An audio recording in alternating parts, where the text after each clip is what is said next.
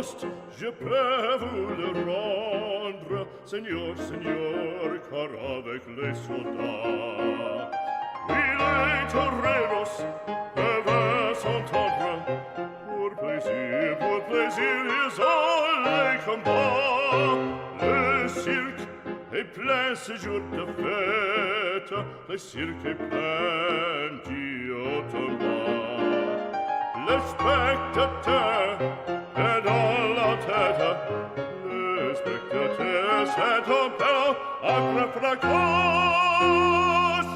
Apostrophe, puis c'est ta page, pour c'est jusqu'à l'empereur, car c'est la fête du courage, c'est la fête des gens de cœur.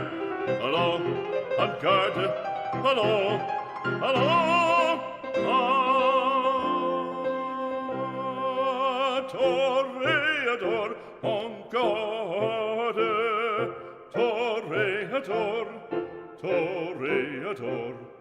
Et songe bien, oui, songe combattant, que le noir te regarde, et que l'amour t'attend, toréador, l'amour t'attend.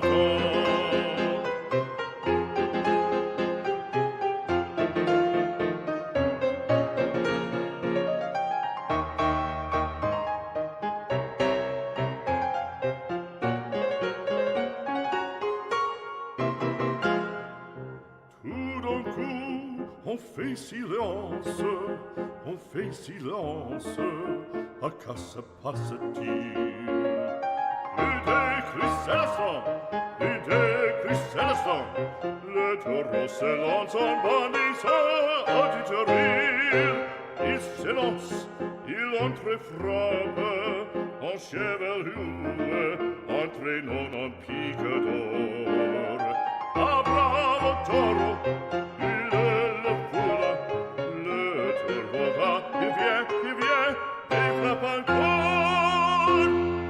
Secouant ses banderilles, plein de fureur il coule, le cirque est plein de sang. En cessant, on franchit le cri, c'est maintenant. Allons, en garde, allons, allons, toréador, en garde. Toréador, toréador, et songe bien, oui, songe combattant, que le noir te regarde, et que l'amour t'attend, toréador, l'amour t'attend, toréador, toréador.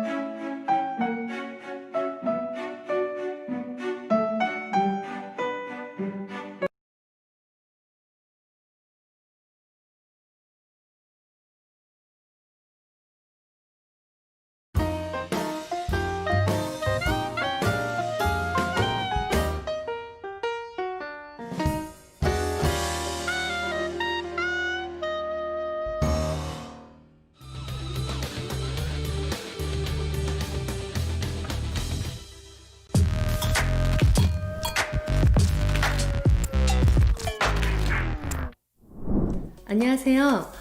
주식회사 아토마토 대표 김민정입니다. 이번에 저희가 진행하는 2020 국제댄스포럼은 포스트 코로나 시대에 국내외 다양한 댄스 산업군에 종사하고 계시는 여러분들을 모시고 어떤 준비와 시도를 하고 계신지 또 앞으로 어떤 점들을 보완해 가야 할지에 대해서 이야기를 나눕니다. 다양한 나라, 다양한 댄스 산업군의 리더로 계시는 분들의 이야기를 들어보며 우리들의 고민을 나누고 또 새로운 가능성을 모색해 보았으면 합니다. 포스트 코로나 시대에 우리 모두 힘든 시기지만 위기를 기회의 변곡점으로 삼고 다양한 도전과 혁신을 더 나가는 계기가 되었으면 합니다. 저희 아토마토 컴퍼니는 예체능 전문 문화예술 정보와 여러 교육 서비스를 제공하는 플랫폼 그릿바를 운영하고 있습니다. 그릿바는 열정과 투지의 그릿과 밸류의 가치, 열정과 투지의 가치를 담는 곳이란 뜻을 담고 있습니다. 이번 글로벌 댄스 포럼을 시작으로 하여 다양한 문화예술을 통하여 즐거움을 얻고 양질의 정보를 지속적으로 제공받을 수 있도록 이벤트와 공연, 여러 프로모션을 그릿바를 통해서 지속적으로 찾아뵙도록 하겠습니다.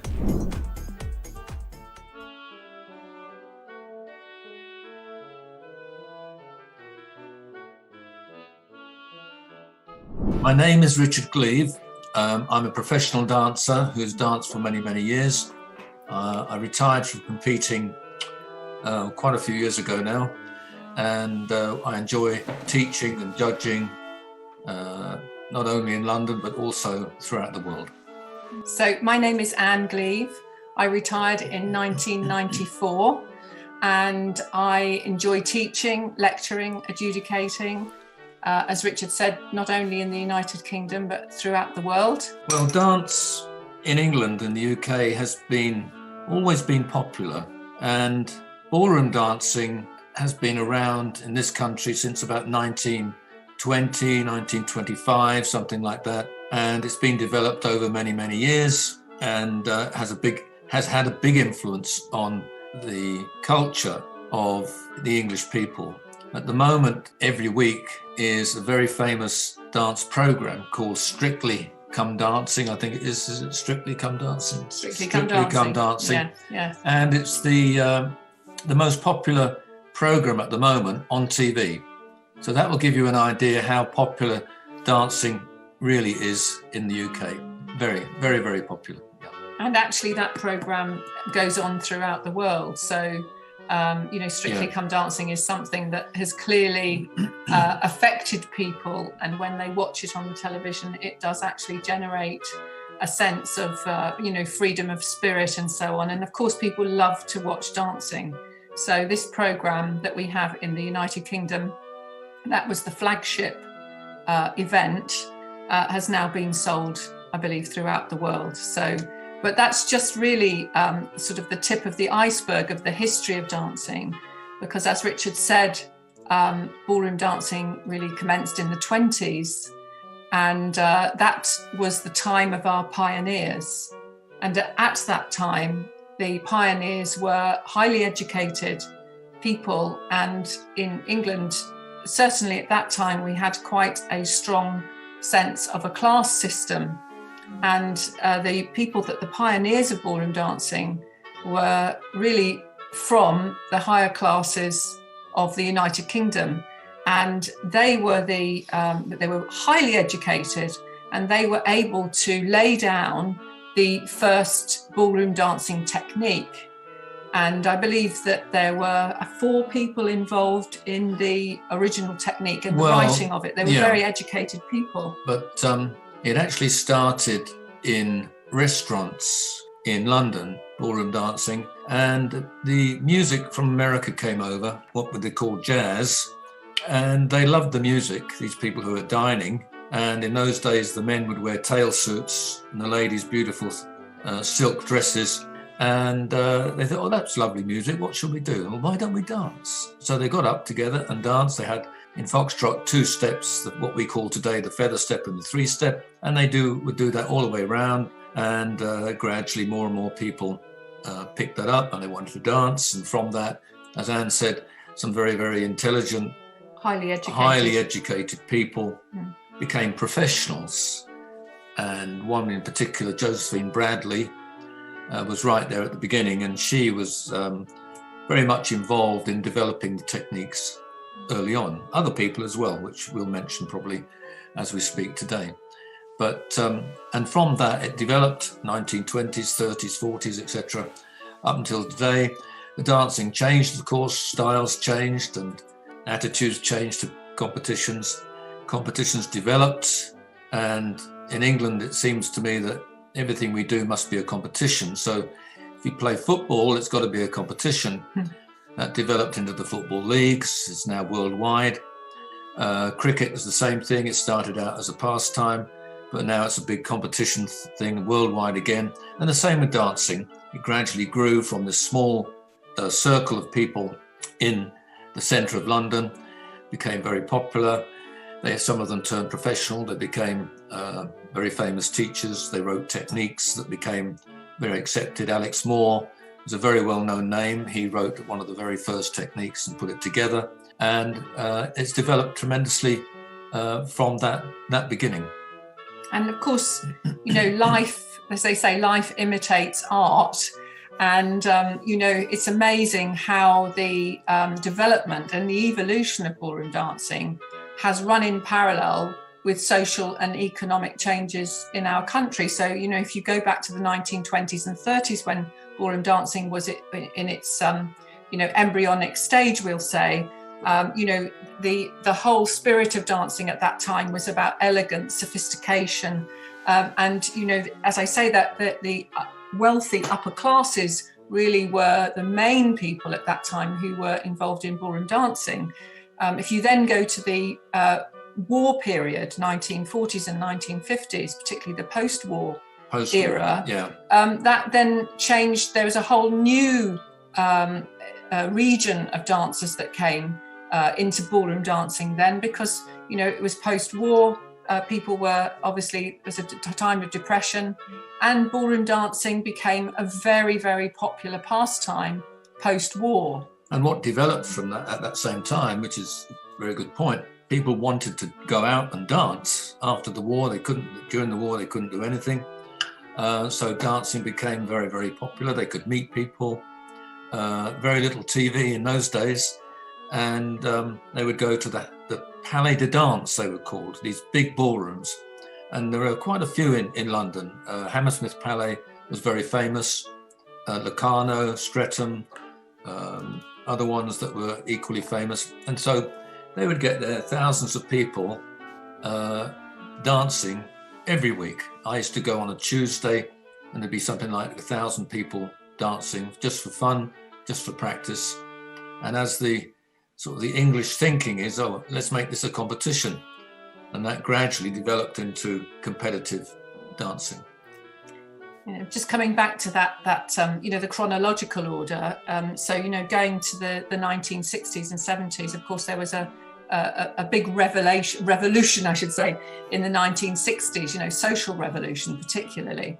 And of course, dancing then changed dramatically because you had dancers that most people in the world would know, Bill and Bobby Irvin, Peter Eggleton and Brenda Winslade, also Walter Laird and Lorraine.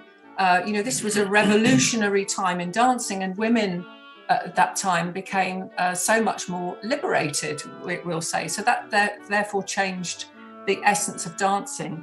And then in the 1980s and 1990s, which is the era that I was a part of, then of course there was big developments in dancing and the integration really of ballroom and Latin coming together, mainly from my era were the children of the 60s, if you like. We were learning in the 60s and we came to fruition in the 80s, and all of the children of those times, they were learning both ballroom and Latin. And I think that's why ballroom had a big developmental period, because we were including the elements of Latin American qualities, really. Also relative to the different forms of dance. When I started dancing, I was 8 years old. I started with what's called old time dancing. it's a form of dance where you dance 16 bars of a sequence, and everybody dances the same sequence around the room in a circle, and the foot positions are all based on classical ballet. As a junior, that's what I learned. I did the what's called old time dancing, sometimes called classical dancing these days, until I was about 16, 17, something like that. So we had these different forms of dance that came and influenced each other. So old time dancing was influenced by ballet, and then it went into modern or ballroom as it became, with the different music coming in and different steps, etc. The feet stopped turning out like classical ballet. They started to become parallel, and that started what you were saying about the era in the 50s, 60s, etc. And of course, the advent of the Hollywood industry, that also went on to affect, ballroom choreography, the big band sound, and so on. All of these factors run in parallel. So as I say, life really does imitate art. And if we bring it right up to the current day, with the advent of modern technology, which of course has speeded our lives up immensely.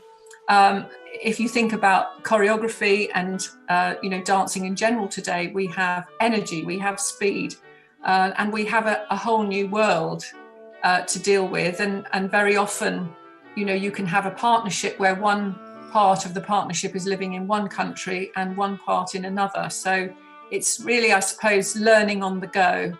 Rather than, in our day, we would be, dancing together, living together, and, therefore all the time in the world for perfection.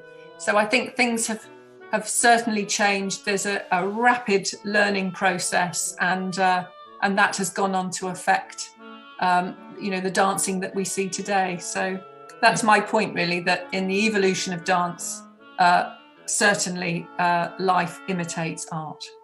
Mm-hmm. Yeah. People just after the war in the 50s, people like Wally Fryer and Violet Barnes, Len Scrivener and Nellie Duggan, Sonny Binnick and Sally Brock, they were the great champions in the 50s and maybe slightly into the 60s. And then the other great dancers such as Bill Irvin and Bobby, Peter Eggleton, Brenda Winslade, they came through and developed things further and so on. So development has been gradual, but very interesting.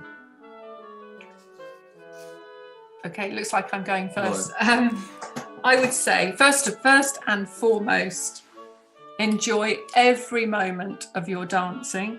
Enjoy the learning process. Yes, do set goals because they're very important. But I would say, as much as you must use your body and to have a body that is physically prepared to dance, and that, of course, is exceptionally important. If you don't have a machine that can do the job, then, of course, you're not going to be able to dance for your optimum. So prepare your machine to dance.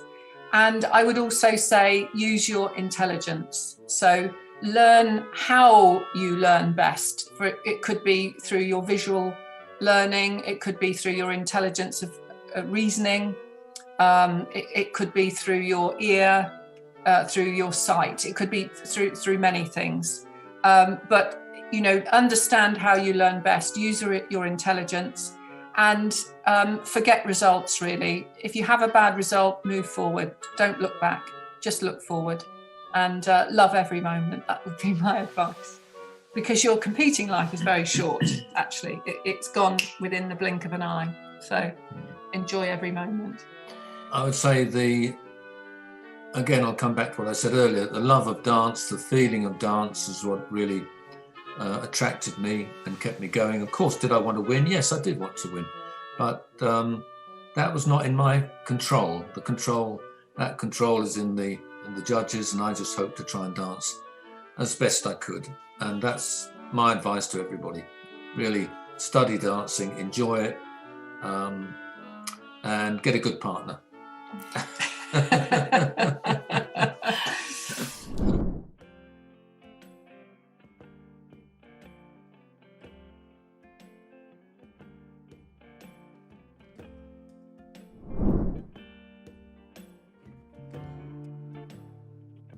Well, greetings to everybody in Korea and everybody else. And I'm very honored to be asked to participate in this series. The Arthur Murray Dance Studios are a very famous organization with history dating back to 1912. So at this moment, we're 108 years old, and soon, next year, we'll be 109 years old. And the organization was started by Mr. Arthur Murray, who was an innovative man and loved dancing. He was an electrical engineer. He did a lot of very interesting things as a young man, and eventually decided to take lessons with Vernon and Irene Castle, who were famous dance teachers in the United States at that time. And then he decided he would open his own studio, which he did in 1912. And he became a very social celebrity in the United States, because at that time there were not that many people teaching dancing, but dancing was expanding tremendously and people were very interested in it. And then you had the Roaring Twenties and the things that happened. And then he started an Institute of Social Dancing, which people took lessons from him. And his first thing of selling dancing to the general public was to use the very famous Arthur Murray footsteps, which he would send out with a foot pattern for each foot, the left foot, the right foot, and the steps that they would do to the dance. Now, we must remember also that the dances were limited in those days to pretty much the smooth dancers and the fad dancers, like the turkey trot, which became the forerunner of the foxtrot. So all these dances were quite different. We didn't have any Latin dancing in those days, so it was fairly easy to send out the foot patterns so people could learn. And what he did was very interesting. He would send out the left foot first, and when the people paid their bill for it, he would then send out the other foot. So he was a very smart man in many, many ways, and he attracted so many celebrities to his studios. He taught the Duke of Windsor, the man who was going to be the King of England, and abdicated, and he taught many other great social celebrities in his studios in New York City. Then in 1939, he decided that he would franchise his name. So there's a lot of history there. And of course, after the Second World War, dancing had a tremendous impact on everything socially in America and all the rest of the world as well. So then Mr. Murray, in 1950, as television was becoming very popular, was able to construct the Arthur Murray Dance Party, which was very much like you would see on Dancing with the Stars today. He would bring in young talent, celebrities who wanted to get further in the celebrity business, and they would dance with an Arthur Murray instructor on television. He would give a lesson, and the winners would be decided by public applause. And this became a very, very popular show. And for 10 years, it was the most popular show in America. And so that built the business up tremendously. And at that stage, there were hundreds and hundreds of studios in the United States. And then later on, in the 60s, we had the advent of the twist and disco dancing, which changed the format of dancing a little bit because people weren't dancing together. And at that time, Mr. Murray decided he would sell his business, which he did to several prominent franchisees in 1963.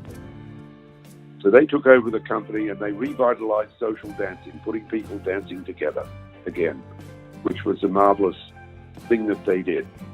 And so dancing sailed along merrily. It wasn't big time like it was earlier, but it sailed along until, of course, then we had in the 70s the wonderful movie Saturday Night Fever, which put everybody dancing back together again.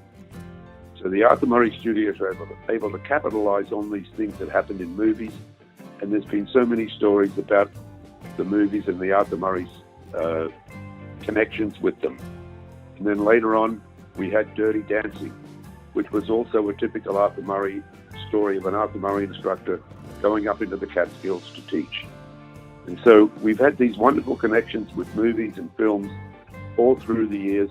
And then, of course, everyone started to get on the dancing bandwagon in the late 90s and the early 2000s. And so we had the beautiful Japanese movie, Shall We Dance, which was also done in English.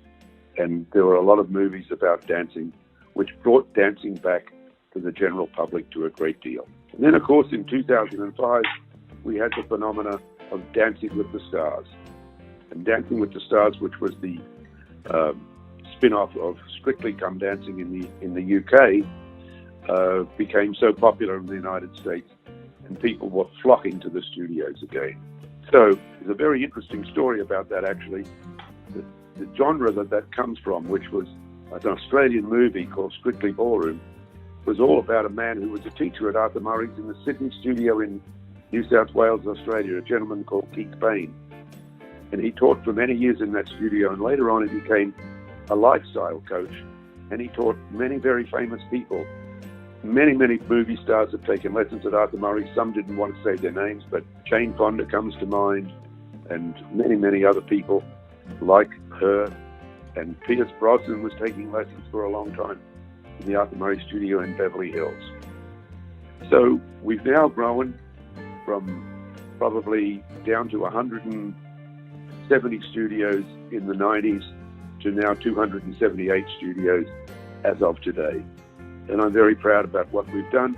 We're in 23 countries throughout the world, mainly in the USA. We're still very much more USA-based, but many studios in Australia, in Japan, also in many parts of Europe and the Middle East. In England, in Italy, we have 12 studios, which is wonderful. And we have studios in Jordan, in Dubai, in Abu Dhabi, Cairo in Egypt. So we're well based across the world. So that's where we are now. As I said, we're at 278 studios, and we have a very rich history of being involved in dancing. And some of the great dancers in the world have been involved in the Arthur Murray studios. People that you would recognize who created and changed Latin dance, and Vernon Brock and Beverly Donahue were Arthur Murray instructors. Sam Sedano was an Arthur Murray instructor. Bobby Medeiros was an Arthur Murray instructor. Larry and Betty Silvers.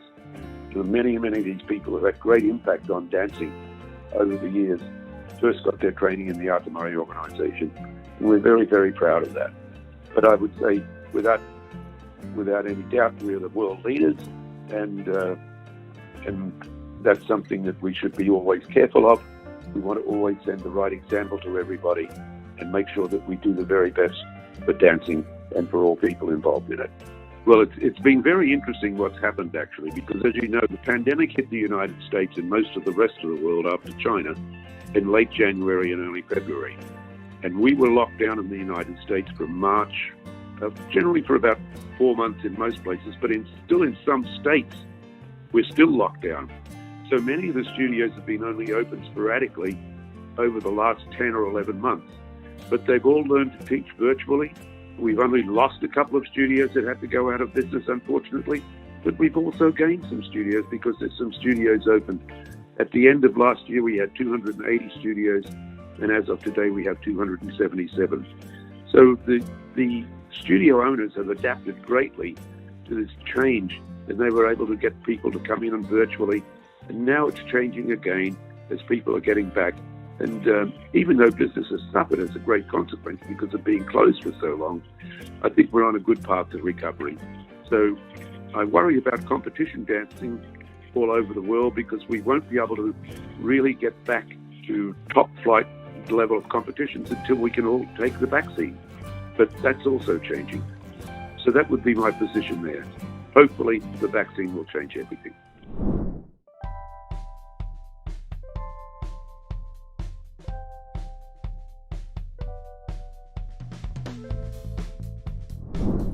Yes, I'm Alina from Singapore, and I'll be representing the IDO International Dance Organization as the ambassador for Asia and Asia Pacific regions.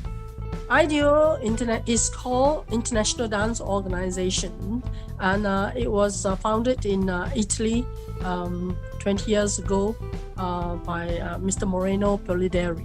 And there were a few of them that had the vision that they want to do competitive dancing, and they see there were so many interests around the world that are interested in dancing, and so they thought of formulating into an organization that people can be connected to. So that was how it was formed. And today, the International Dance Organization has got about 90 over country members, and it's still growing. And my task as the ambassador for Asia Pacific is because that I have introduced countries like Indonesia, Malaysia, Philippines, Taiwan, and Singapore, India, Sri Lanka to be interested in IDO and to be connected with IDO. IDO is more concentrated in Europe, and I have been the main person that introduced IDO in Asia and Asia Pacific regions, because I'm more familiar being with the world of dance in the ballroom section for past 40 years.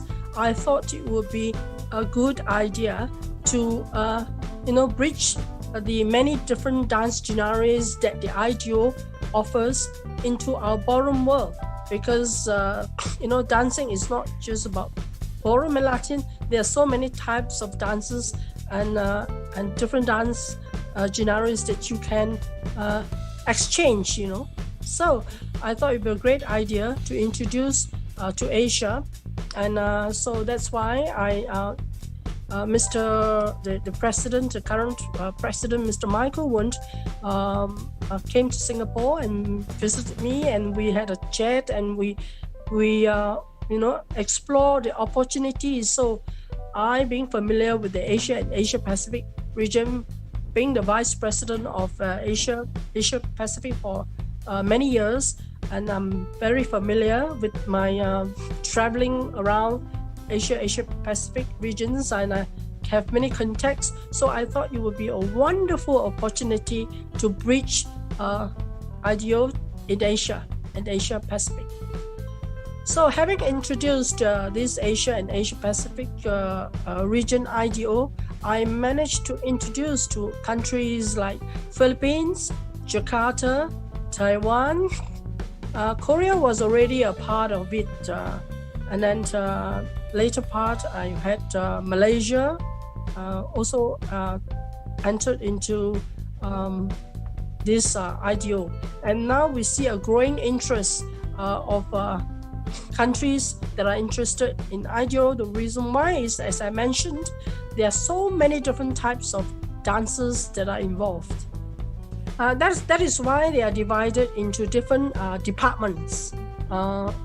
First, you have the performing arts, where you have the ballet, and jazz sections. So what we will do is that because there are so many different types of dances that are involved, so we will sort of have different dance disciplines, the people who are specialized in that disciplines to manage that dance disciplines.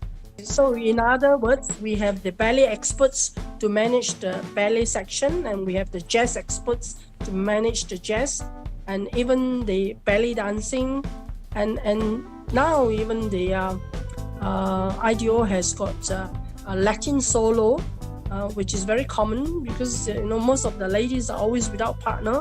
So the only way to keep dancing is you can still do solo dancing or synchronized dancing. Most NGO, non-government organization, most of them, they are non-profit.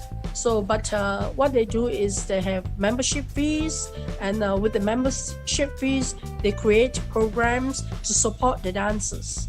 So this is how they go. But of course, it would be perfect if we have government support. Then things can be a lot easier on the dancers and on the people who are on the organizers, because it's a hard task, to make something big on its own. You need many sections of supports.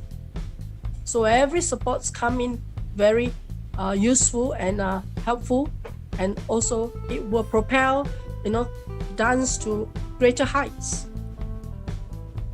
Most important is you must have you have a good sponsor that buys your idea, and the other second thing is to make it a branding event. A branding event is you have to make it super good and have it continuous. and over time it will be, you can start small, but as you start small and it starts to grow, it can grow bigger. So as being small means you have to do it with high quality, good quality when the organization, good quality sponsors, and when you have all these qualities, then you will invite also a big amount of competitors. Then that's where you will choose the best from the group.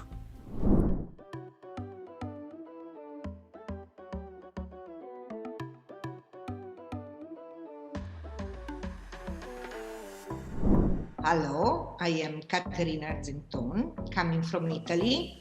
I am a world champion in the amateur category and professional category ballroom dancing. I am also an organizer of a big competition in Italy, the Festival Danza, where is in, of course, Italy, in Cervia. I choose Cervia as a location because it's a seaside in Italy where many people go enjoy themselves. So I thought a good idea for Festival Danza to combine the love of the dancing plus some good holiday in the seaside. There is so many good restaurants with a good pasta, with a good fish. Of course, I know the Korean food is absolutely beautiful. I love that. But I know also Korean people or foreign people love Italian food. So that place is a very special place festival because I took Festival Danza from another organizer. Festival Danza, the age of the Festival Danza is nearly 17 years old. Before me, it was another organizer, and he chose the location, of course, for the holiday, to make people going there to dance and enjoy. When I pick up the competition, I thought the idea was absolutely perfect and very good. To visit Italy, Cervia is close by San Marino, where is we can call another country. It's not Italy, it's San Marino. So it's beautiful to go and visit that. Therefore, the choose of the Festival Danza location is mainly enjoy yourself with the dancing and with the holiday. But of course, I am more focused on the dancing. Therefore, the competition is a big competition, international competition. I have many countries coming over from all around the world, the USA, Korea, Japan, China, England, Germany. I can go on and on. Nearly all the world is present there. And the feedback I have from people is really because they really enjoy the Italian food, they enjoy the atmosphere of the competition, and therefore they choose because it's a quality comp, but it's also a quality life. Organizing the Festival Danza in Cervia is a very good economy for all that area because it's in June. The holiday did not start yet in Italy, so it's not busy time yet for holiday for, let's say, call it normal people. So the hotel organizer and the government of Cervia, Emilia-Romagna, we take so many hotels and people coming over for the competition. The competition is 4 days comp, but the people coming for a week or sometimes people stop there for 2 weeks. So it's very good income business for the local people where they have at that moment not full hotel or not full restaurant. Therefore is a very, very good business also for the government in that area. I talk between me as an organizer and the government and the group association of the hotel where they asking to increase always more. But for them it's very difficult to help the organization. In Italy they don't have so much the mentality to help the organizer. They are very happy once we finish, but before that it's quite difficult to get them involved. But of course we still have meetings because of course they are happy to increase the business in numbers, but I must say that for them, without put any effort, they did have anyway good business, but they keep saying, please don't leave, please don't go away, please don't change the place, because for us it's very important. Yeah, it's very good and interesting for the government, absolutely. Don't give up dancing. This is not finished. The dancing we will continue. It's not so far away. We will get there and we will be more happy than before because we will appreciate it more and we can express more. And when you will touch the floor, you will express yourself. Go with the rules in the technique, but take out your soul. Take out your smile if you want to smile. If you don't want to smile, don't smile. It's not an obligation. There is no rules. Listen to the teacher. Find a person where you really trust. And if these people you trust, they say no good, you work more hard. If this person you trust says this time was good, enjoy because these people, this person, he will tell you the truth. This is what I want to tell to the new generation.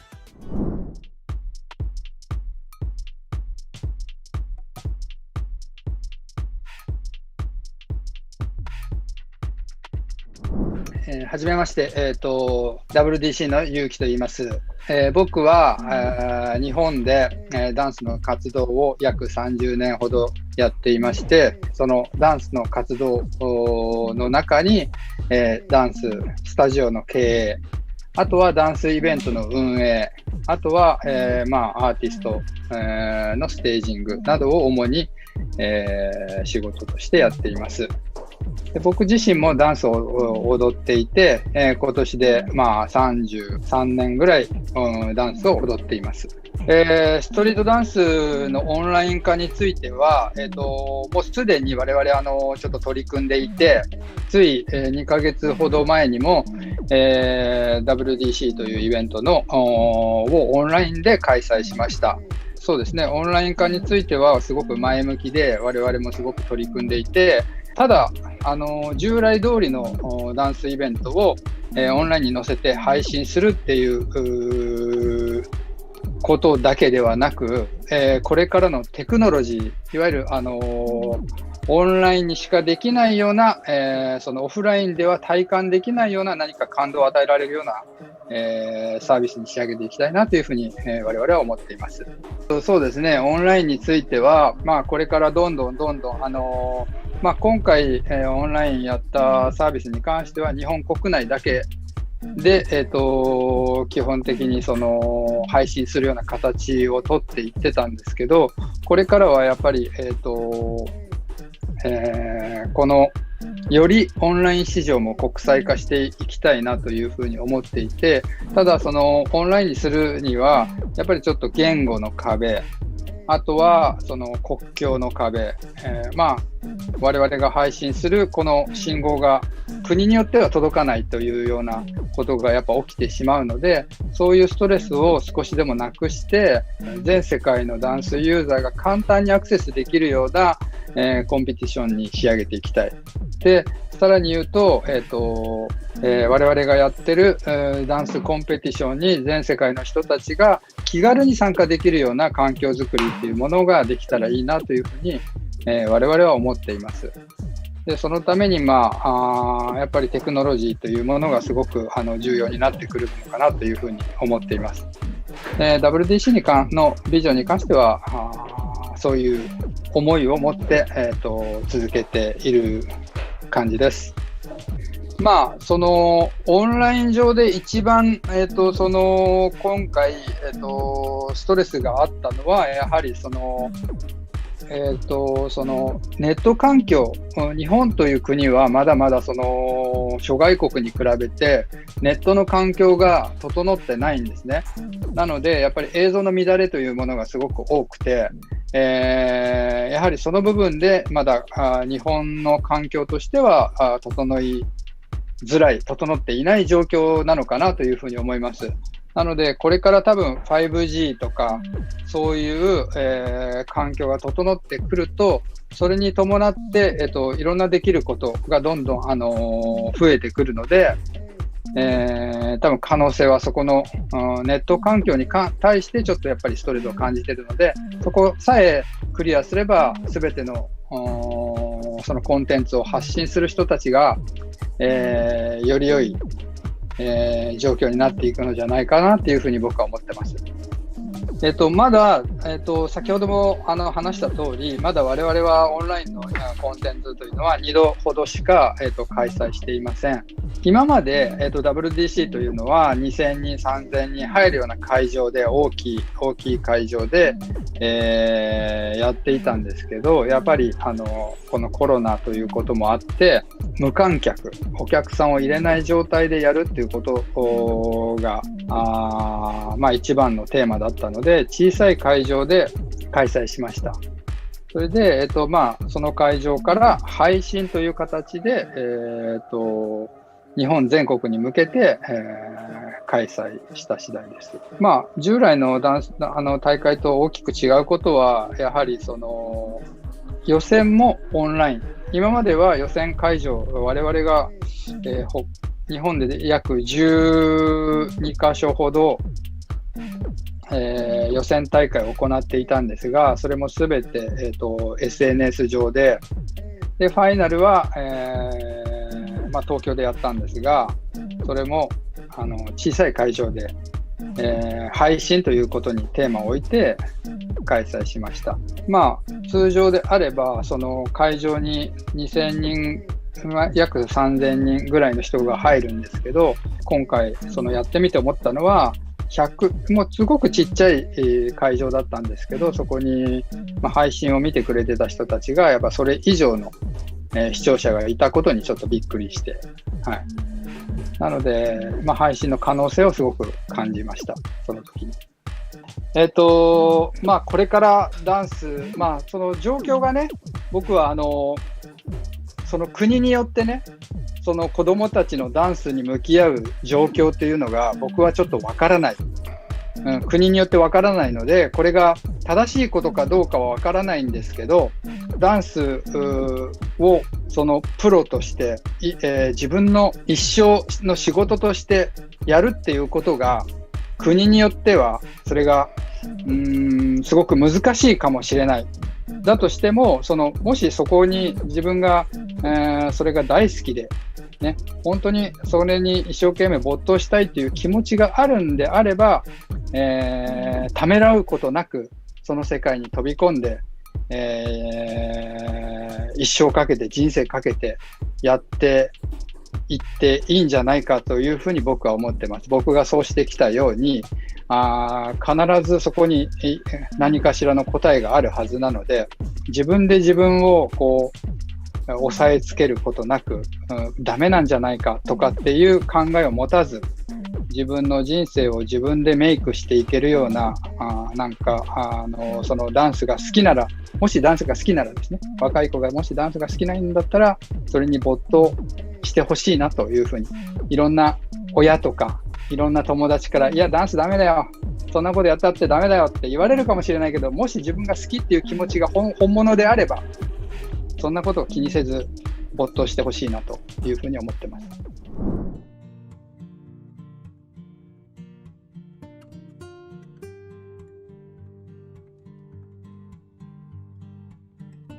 My name is Marko Cipoci and I'm 39 years old and I come from the city of Zagreb, which is the capital of Croatia.